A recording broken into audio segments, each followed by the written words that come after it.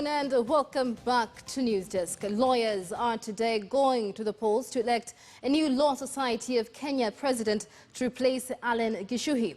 The new president will serve a 3-year term from 2020 to 2022.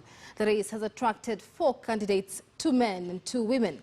An institution that played a central role in the second liberation of the country, LSK has lately been accused of being tame and playing to the dictates of the state, and in so doing abandoning its watchdog role. Our reporter Grace Kuria is keeping an eye on the election process here in Nairobi and now joins us live for an update. Grace, how is the process so far?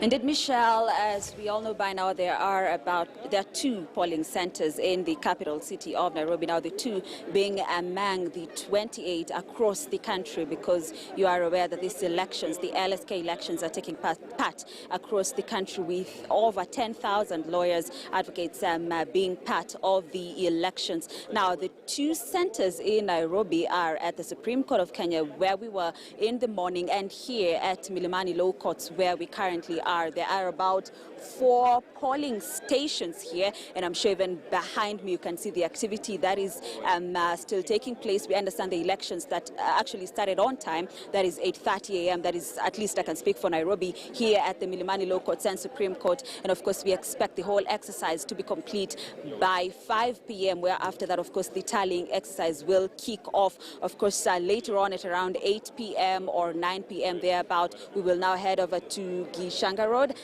where, of course, the final results will be released, and I will get to know who the new president of the LSK, as you have said, Michelle, who will serve from 2020 to 2022, will be the vice president among the other 5 posts, which I will be mentioning later on. But for now, Michelle, allow me to speak to one of the lawyers, one of the senior counsels who we know, Mr. Dunstan Omari here. Thank you so much, sir, for joining us. The turnout, as we were discussing before this link, is really, really high. I mean, the society has come out to vote. I don't know what other observation you have, sir, regarding this.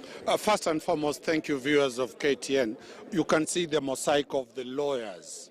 It is a mixed grill between young lawyers, middle-aged lawyers, senior lawyers. The mood is so nice and very friendly.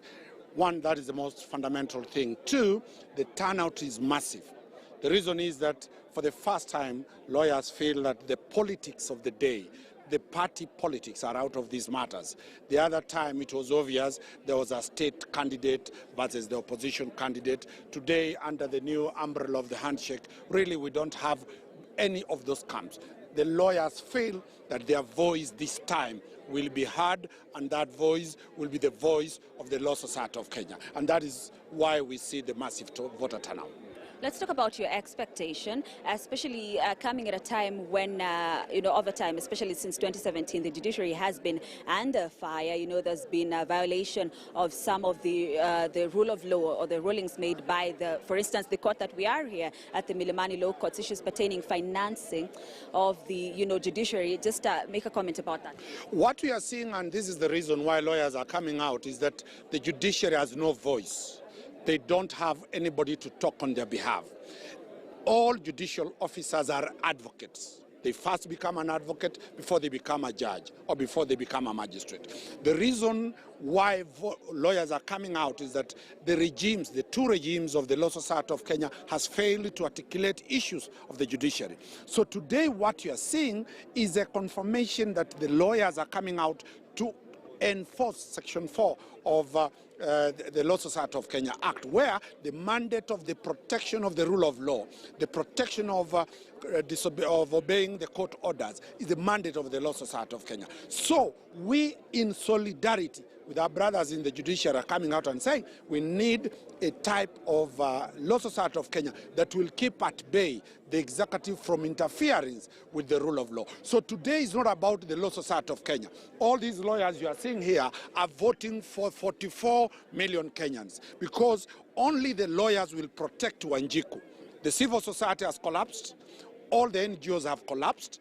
Every other organ that was talking about has collapsed. The opposition has collapsed. The only mandate now remaining and the only salvation for the whole country now is on the lawyers. And that's why you're seeing everybody has felt that it is a national thing to come and vote, get the right men and women to come in front. Two, when you look at the candidates who are contesting for presidency, we have two ladies of great importance, two ladies, two gentlemen of great capacity, great qualification. All of us believe that it is only the best that will win. And the competition is so tight, and competition is so tight to the point that it might be a difference of 2 votes, 3 votes, 4 votes. So, and we expect that anybody who will win will carry on board all these advocates, and those who will lose will admit and concede, so that the Law Society of Kenya speaks with one voice. Indeed, thank you very much, sir.